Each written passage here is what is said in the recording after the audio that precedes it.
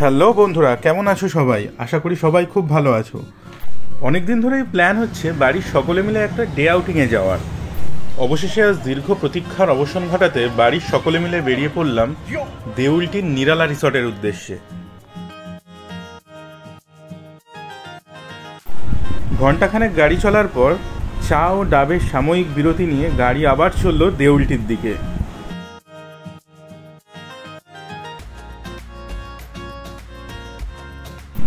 চারপাশে মনোরম পরিবেশ উপভোগ করতে করতে আমরা পৌঁছে গেলাম নিরালা রিসর্ট।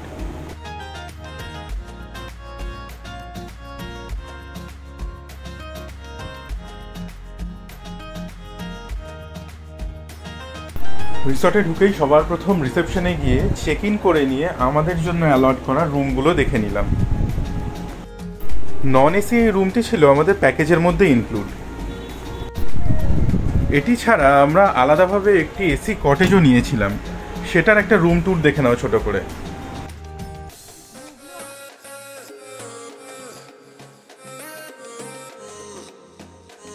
রুমে এসে আমরা একটু ফ্রেশ হয়ে নিয়েই কটেজ থেকে বেরিয়ে দেখলাম আমাদের টিফিন রেডি।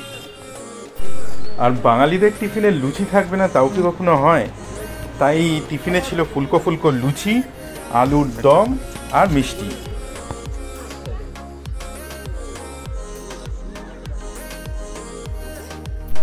আমার লুচি খাওয়া শেষ, এবার আমি খাচ্ছি চা। আর বাকিরা কেউ কেউ লুচি খাচ্ছে, কেউ চা খাচ্ছে, আবার কেউ খাচ্ছে দোল।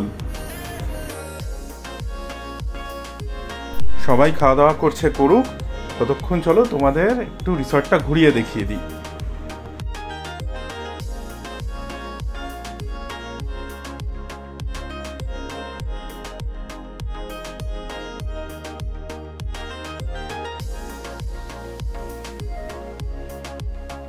এই নিরালা রিসর্টটি খুবই সুন্দর, পরিষ্কার পরিচ্ছন্ন ও চারপাশ সবুজ গাছপালায় ঢাকা।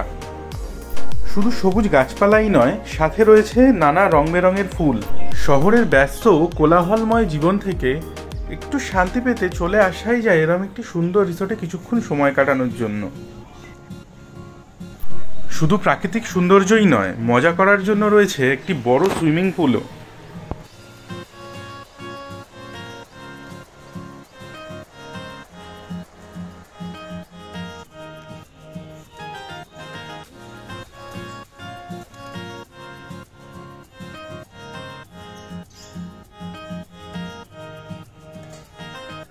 সবাই এখানে লাইন দিয়েছে পরপর একে একে দোলনায় চড়বে বলে।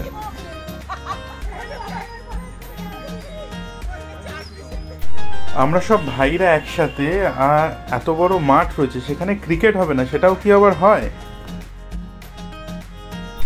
কিছুক্ষণ ক্রিকেট খেলার পর আমরা সবাই মিলে ঝাঁপিয়ে পড়লাম এবার সুইমিং পুলে।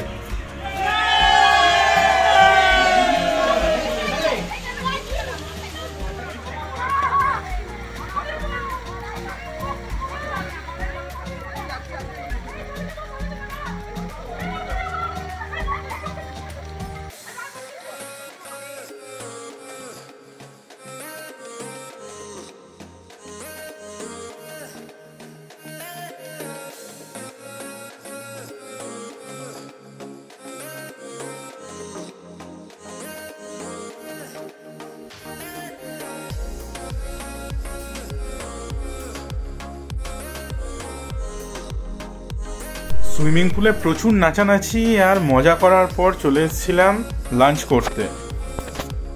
আর লাঞ্চে ছিল ভাত, বেগুনি, ডাল, আর কি কি ছিল দেখে নাও। এটা কি আছে? আলু এঁচো, কাতলা মাছ, চিকেন,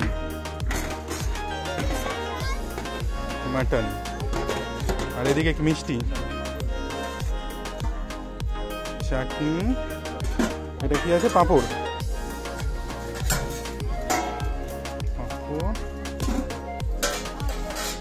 দেখি দাও।